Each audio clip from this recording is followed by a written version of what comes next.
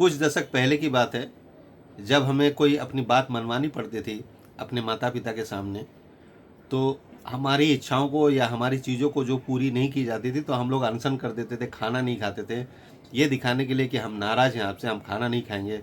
तो हम वो दबाव डालते थे अपने माता पिता पर, खाना नहीं खाते थे, फिर हमारी इच्छा पूरी हो जाती थी और हमें जो चाहिए होता था वो हमें ला कर दे दिया जाता था, कि माता पिता चाहते थे कि कुछ बच्चों को हो ना जाए हमारे।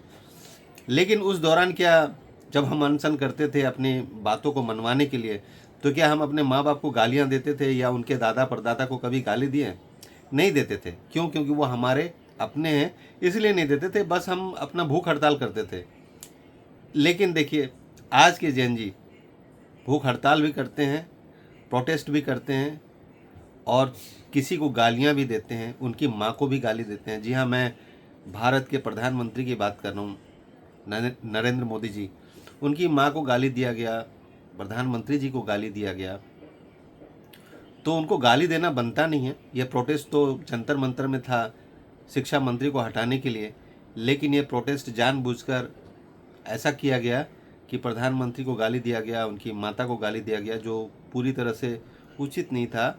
और ये जैन जी ने किया। जैन जी को मैं एक्चुअली क्या समझता हूँ, आपने ये देखा है, आपने धान तो देखा ही होगा, तो धान को पीटने पर या मशीन में डालने पर उससे जो चीज़ निकलती है, धान तो अलग हो गया और चावल भी अलग हो गया, जो उससे चीज़ बच जाती है एक्चुअली उसको कहा जाता है भूसा। तो हमें कहा जाता है कि दिमाग में तेरा क्या भूसा भरा है? तो मुझे लगता है ये चावल तो है नहीं, ये नए ज़माने के ये भूसे हैं, जिसके पास किताबी ज्ञान तो है लेकिन वो समझ नहीं है, बुद्धि नहीं है। ये देश दुनिया को देख रहे हैं, हो क्या रहा है, आंखों से देख रहे हैं। जैसे हम रील चलाते हैं और रील चलाते वक्त बस रील देखते हैं, कुछ दिमाग नहीं लगाते, तो ये बस देखते हैं।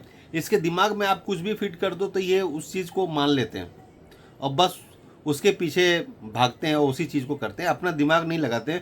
तो अगर यही इनका हाल रहा ये जेन जी का, जो भूसा, एक्चुअली मैं इनको भूसा ही कहूँगा, क्योंकि इस तरह से संस्कार, इस तरह से ज्ञान है नहीं इनके पास।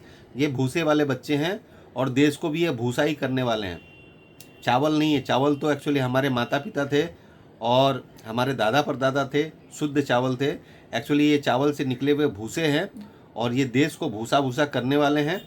तो हमारा ये दायित्व बनता है कि इसको भूसा को फिर से जो है ना, ये भूसा नहीं बनने देना है, वरना बहुत कुछ खराब हो जाएगा आगे। आप देख रहे हो कि ये बिल्कुल भी संस्कार नहीं है इनके पास, असंस्कारी हो गए हैं। किसी को भी गालियां देते हैं, किसी की माँ को गालियाँ, ये समझ नहीं पा रहा कि एक संवैधानिक पद पर बैठा हुआ इंसान, एक आदमी जो भारत का प्रधानमंत्री है, आप उसको गालियां दे रहे हैं। वो भी देखा कि वो लड़की जो गाली दे रही है वो पूरा सज धज के आई हुई है और पूरा उसने मेकअप वगैरह लगाया। ये क्या मतलब है कि लोग आपको जाने, आप वायरल होना चाहते हैं? ये जैन जी का ये दिमाग में आपने देखा होगा कि ज़्यादातर ऐसे ही किया जा रहा है कि वो वायरल होना चाहती है, तो इस तरह की हरकतें करते हैं। तो मुझे लगता है ये पूरी तरह से भूसा है और इनके दिमाग में भूसा है। तो हमें अपने बच्चों को समझाना पड़ेगा, जो जैन जी भूसा ना बने। अगर ये भूसा बन गए ना तो देश भूसा भूसा हो जाएगा।